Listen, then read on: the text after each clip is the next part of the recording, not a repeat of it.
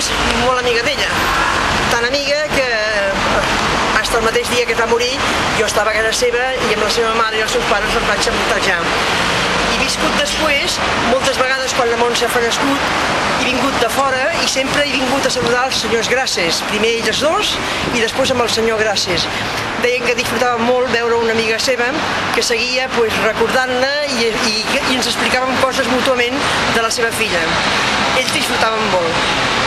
Volen que expliqui exemples, coses que em passaven, són 50 anys ja, dintre de poc, que jo venia per aquí. Bueno, jo, moltes vegades, aquí al carrer Montaner era molt diferent perquè baixaven els tramvies, però aquí la Montse agafava moltes vegades un taxi, la seva mare ajudava a baixar-la, ja estava molt malament.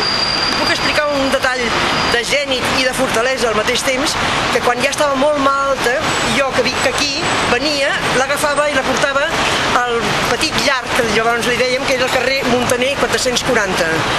Llavors, allí, aquest dia que vam agafar el taxi, jo estava molt malament, la cama la vam posar, el taxista es donava compte que estava malament, però va arribar un moment que va tindre que fer un frenasso a la diagonal i ella li va sortir espontani «Ai, bruto!» I llavors vaig veure amb ella amb una cara de dolor i el taxista es va excusar perquè ja es donava compte que portava una persona malalta. De seguida, o sigui, això és la lluita que ella tenia del seu gènit, bueno, la lluita per arribar a la santitat, això està claríssim, la lluita que tenia era que de seguida ella es va excusar i va dir no, si no ha sido nada, i va quedar així. Això és un detall de fortalesa, per una part, i de seguida va, més detalls, bueno, jo d'aquesta escala tinc molts detalls. Un d'ells és el gran olvido que tenia ella de si mateixa, tant que, no sé, érem totes persones joves, llavors jo tenia 3 mesos, més o menys, que ella, i teníem moltes estones, quan ella ja encara estava al llit, o no estava al llit, estones, moltes hores parlant. I llavors una de les coses que em va dir és que mai parlava d'ella mateixa, mai li preguntàvem com se trobava, és que no ens sortia.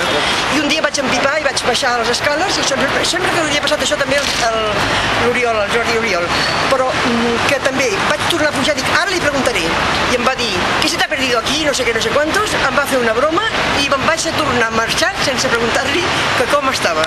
Això ja era quan l'enfermetat ja estava més avançada. No érem ni conscients, però és que era ella la que no ens feia conscients. No tenia, en cap moment se la veia trista.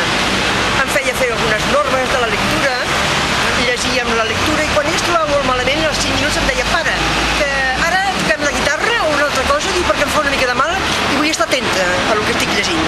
Llavors jo deixava el llibre de Patmos que tenia allí en una llibreria on estava ella i paràvem i al cap d'un rato em deia, ara podem seguir la lectura.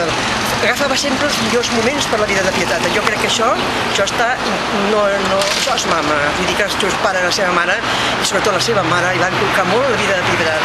I el seu pare, una vida de fortalesa i de sinceritat, molt clara a tot, amb ells, amb ella i a tots els germans.